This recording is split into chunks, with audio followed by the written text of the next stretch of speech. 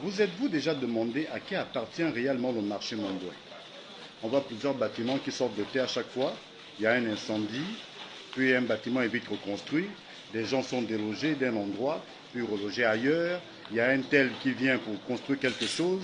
Des communautés qui s'entrechoquent, qui se palabrent chaque fois, notamment des Gabonais et des sujets expatriés. Et chacun dit payer des taxes. Mais au juste et en réalité, à qui appartient le marché Momboué? Qui est réellement propriétaire du marché Momboué?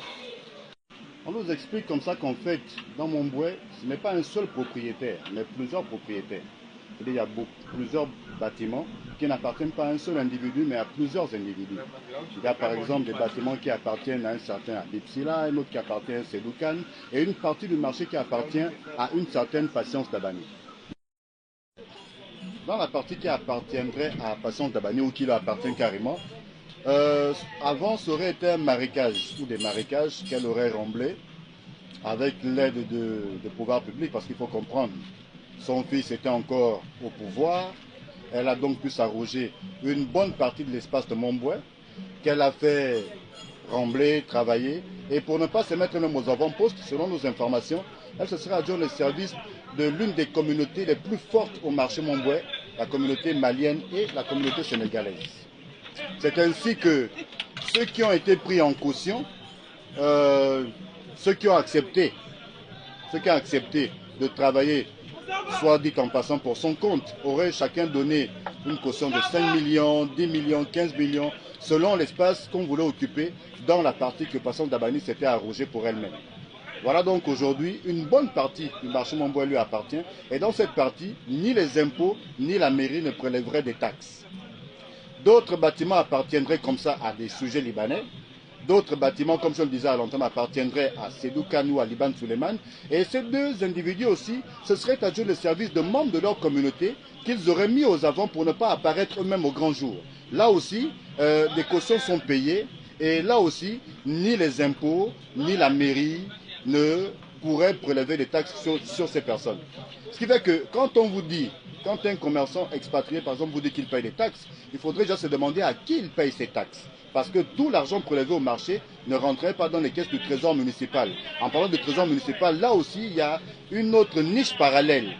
Dans cette niche parallèle, on parle notamment de personnes, notamment de l'IGM, de certains individus qui travailleraient en intelligence ou du moins sous les ordres de certains maires adjoints de la commune de Libreville. Et ces gens prélèveraient des taxes qui n'entrent pas dans les caisses de la mairie. Voilà un peu. Les commerçants gabonais paieraient par mois, enfin, paieraient par trimestre 60 000 patentes, cautions, tout ça compris. Par contre, les Ouest-Africains, qui auraient donc leur magasin dans les bâtiments appartenant soit à Bipsila, soit à Siroukan, ou même aux Libanais, paieraient entre autres 300 000 francs CFA par mois. Un magasin qui paye 300 000. Imaginez-vous qu'un Habib, c'est là où un Seloukan est, par exemple, deux, trois bâtiments comme ça dans le marché. Combien lui revient? C'est du lourd. Du lourd, et alors là, du lourd. Mais tout cet argent échappe, échappe au regard des autorités compétentes. Parce que c'est des choses qui ne sont pas faites sur la lumière, c'est des choses qui sont faites de façon plus ou moins obscure. C'est des arrangements, c'est des business, mais alors là, illicite de chez illicite. Il faudrait vraiment que les autorités compétentes se penchent un peu sur cette situation.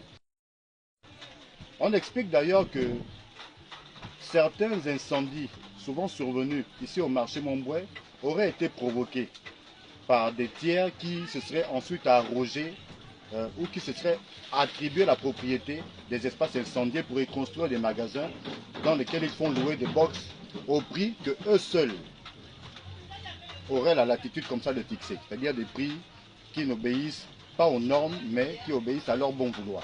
Voilà pourquoi un commerçant pourrait payer 300 000 par mois, quand un autre peut payer 60 000 par mois, quand un autre peut même payer entre 400 et 500 000 par mois. C'est selon la taille du magasin et c'est selon le bon vouloir du propriétaire du bâtiment. Voilà donc la réalité du marché Montbouet.